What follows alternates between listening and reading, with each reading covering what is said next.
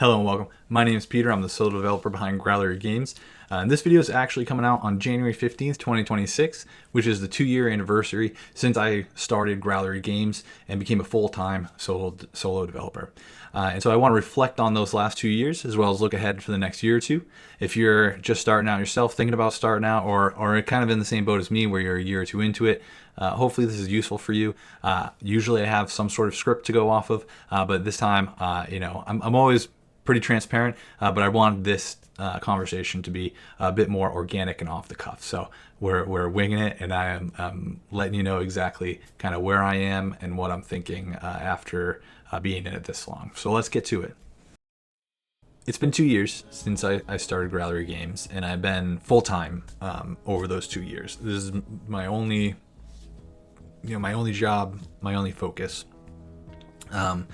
For those who are newer, my very first video kind of talks about how I got here, so I won't go into too much detail, but to kind of glaze over it, I did go to school for game development, programming, and project management / game production, and I worked as a developer professionally for a little over a year, and I got totally sidetracked, ended up working in politics for a little bit, mostly on the campaign side of things for a little bit, it's basically a decade, and then my dad passed away 3 years ago, like 2.5, and it made me kind of reassess things and where I was, and so I decided to start up game development again. I wanted to give it a real try. And I had been trying to do game development part-time before, and it just wasn't working out for me. I'd been away from it long enough that it was a little rusty, and so I was kind of relearning things. I was picking up quickly. I pick things up quickly generally, but I'm relearning it, so I see it and I'm like, oh yeah, like I remember that. But it made it difficult to do it part-time because I'm picking things up and then also trying to make a game. I tried to make some other software along the way, like I prototyped a few things, but none of it really panned out. But anyways, I wanted to give it a real shot. So January 2024, I started Growlery Games, and when I started, I thought about other ways to kind of hedge my bets a little bit, and so one of the things I thought about was a career in education, either like as a teacher, a K through 12 teacher, or even higher ed, because with the scheduling and stuff, it's conducive to also having kind of something on the side, and it was something I'm passionate about, education, particularly public education. My mom was a teacher, and you're right. So it was something I also was interested in. But I decided to just go full-time game development. And I don't regret that. It has given me the opportunity to shake off, the rust, and then expand beyond that. Not just programming, but also, learning to do 2D animation, and pixel art. Still got a ways to go on that. I'm not saying my art is the best. Well, certainly not the best, but it's not great. I still need to learn there and expand. But right, that was something I'd never done before, so I picked up that. Also going through marketing and dealing with complying with Steam and getting the Steam page up, and right, there's everything. And again, I had released games before as a student and professionally, and worked on projects professionally, and so I've been part of the whole life cycle of software and for games. But now I did it and basically had a hand in everything with the release of Risk and Riches, my first game, which I started in January 2024, and then in March 2025 is when Risk and Riches was released. And I thought I had a pretty modest goal of $10,000 gross income for Risk and Riches for, after about 3 years or so. I would hit the 10,000 mark, which would mean that it paid for itself and I had plenty of money to develop the next 2 to 4 games on, depending on exactly how expenses were. 2 to 3 games, and that's not going to happen. We're at about 10 months now since Risk and Riches was released, and I'm sitting just below $800 gross income, which means maybe in 3 years it'll make $1,500 to $2,000. The sales are definitely slowing, but every time the game goes on sale, I do sell a few copies, so it is making money slowly. And at this point, really, it's probably just going to break even, because after Steam's cut, Steam takes 30%, and then I got to pay taxes, and so at the end of the next 2 to 3 years, it'll probably just pay for itself, which means I'm self-funding the studio for the years to come, which I had a runway that I could keep doing that. My intention was to release 3 games, and that would take me 3 to 4 years, and then kind of I'd assess from there, do I keep going full time, or do I have to pivot? At this point, I'm 2 years in, and because Risk and Riches just isn't going to perform nearly as well as I was hoping, it's also made me much more pessimistic, but probably more realistic about how my current game, Blood Builder, is going to do. That I've made a decision over the holidays that I was going to find another job or another career and split my time. So as of this month, I'm no longer a full-time dev. I'm still probably putting in 30 to 40 hours a week, at least, which 32 is considered full-time, at least where I am. A typical work week is 40 hours, but 32 I think legally is considered full-time in terms of when they have to pay you benefits and stuff. But so I'm still putting in a considerable amount of time, but I am now splitting my days. It's not just on development, which I'm sure is going to cause some issues here and there. It's definitely going to slow down development a little bit, but so far the only thing that is really impacted is doing these videos, because I'm recording this on a Sunday, which isn't unusual. I usually do a little bit of work pretty much every day, but because it takes me about a day to put the video together, right, record it, edit it, and put it up on YouTube. Sometimes a little shorter, right? It depends on what I'm covering. But anyways, now that my days are kind of cut in half, I don't have the whole day to just get that out, and so I'm doing it on a Sunday, so I have the whole day to just start to finish, get it done. That's the only thing that has been impacted so far. But I didn't need to. I still have the runway, like I said, to keep going for another couple of years full time. But seeing the performance of Risk and Riches, I think it's definitely the safer bet to have some other income coming in. Right, I still got bills to pay, groceries to buy, and so I got to think about that. I'm 36, so I'm getting, I've got a few years left, and then I got to start thinking about retirement. And retirement's still a ways off, but as far as like planning for retirement, I live in the United States, so we got to think about health insurance and in retirement. Some other countries don't have to, which is a nice thing in my opinion. But I got to think about it, and so yeah. So now right now I have a part-time job. I'm still kind of looking for opportunities, and my original hope when I started the studio was, game one, about $10,000, like I said, and then that would fund the first few titles, and then maybe game two get up about 30,000, and now I'm making about minimum wage for where I am. And then, game 3 or 4, hits the point where, I'm paying myself a full-time salary, and it's justifying. And a couple games after that, maybe I have enough to hire an artist or something, and keep building the studio. I'm not saying that won't happen, but it's definitely not going to be that smooth trajectory that I was hoping for in the beginning.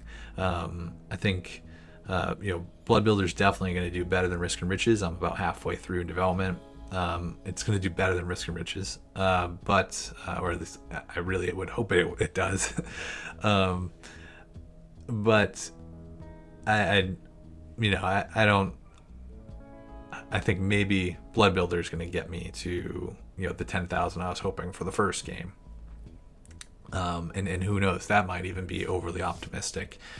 So I'm hedging my bets, and I'm going, and I am splitting my time now. That's really the big announcement, and what this video is mostly kind of about, to reveal that. But for those who are, just starting out, if you're thinking about doing it full time, it's all situational. For me, I don't regret the last 2 years, and yeah, I could keep going for another year or two full time, and I'm disappointed that I'm not. But I do have to factor in, real life, and financial responsibilities and things like that. So I mean, if you can swing it, power to you, go for it. But just be aware, for those who are right, that often the stories of the folks who, the first game, they hit it big.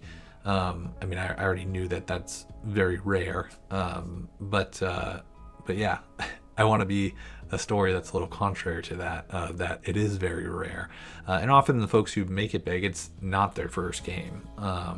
Even Risk and Riches isn't technically my first game. It's my first game as a solo developer, but it's not my first game. And so, yeah, you got to be realistic about these things. Growler Games is going to continue. I'm reassessing, like, even if I do have a game that makes it big, I might continue as a solo developer and just, and keep, depending on what I'm doing, split my time. Or if I hit it real big, maybe I do become a full-time solo developer again, and that's just my focus, and because I don't have to worry about money again. But these are all dreams, which it could happen, but I need to start planning for it not to happen. And that's where we're at. So Blood Builder still in development. I was hoping February would be like the first alpha test. Because I'm splitting my time and development slowing down a little bit, that's probably not going to happen. There's still a chance late February, but realistically we're getting pushed back a month or two. And Growler Games is going to continue. So even after Blood Builder's released, I'm not going to stop. Now that I've had the opportunity to release my first game, shake that rust off, grow as a developer, grow as a programmer, grow as a developer, I'm going to continue doing it. Even if it's just kind of as a hobby, which I don't consider myself a hobbyist still.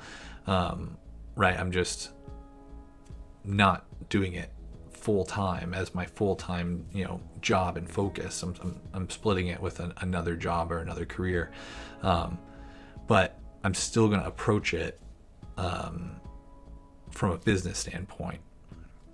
I'm not going to pursue passion projects that are going to take me 8 or 10 years to make. For folks that do that, that's fine. That's your choice. But I still want to make games that I can get out on a reasonable timeline, and that are games that I enjoy and I'm interested in making, but that clearly have an audience, right? That is a genre that does well, and has some marketability to it. I need to keep improving my skills. Right now, art is, it was my worst, skill set going into this. It's still my worst skill set, and I gotta get better at that. For Blood Builder, I started buying art assets for the environments, for the characters and interactive objects. I'm making them still because I couldn't find anything that suited the game and what I was doing. But for the environment, I could find some stuff, so that's helping out a little bit. But I'm now also thinking about, do I, for the next game, for my third game, go into 3D? Because I like the low poly aesthetic, but those still, they tend to do better than pixel art. Like, just jumping to 3D could be a good boost in terms of marketability. So I'm considering just dropping 2D games and moving to 3D after Blood Builder. But I talk about that when we're in the design phase for the third game, or when we're starting to think more about the third game. I'm always thinking about what the next games are, but I am right. Growler Game's not going away, and Blood Builder's getting made, and I'm already thinking about, like, what are the next games going to look like. But I'm going to continue approaching it like I have been.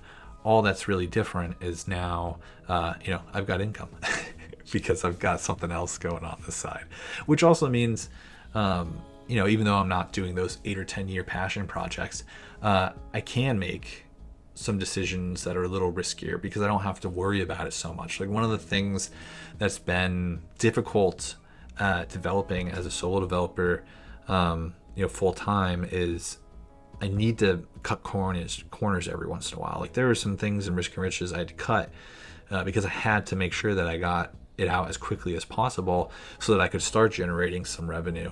And even for Blood Builder, there are things I thought about that I ended up not incorporating in the design because I needed to make sure it was, something I could reasonably get out quick enough so that it could start generating some revenue. And so now for the next games, if I have some income coming in and I'm not under so much pressure to start generating revenue, I could get something extra in. I can give it an extra 6 months to bake if I needed to, because I don't have to worry about my own finances so much. It's just about what the studio itself can handle.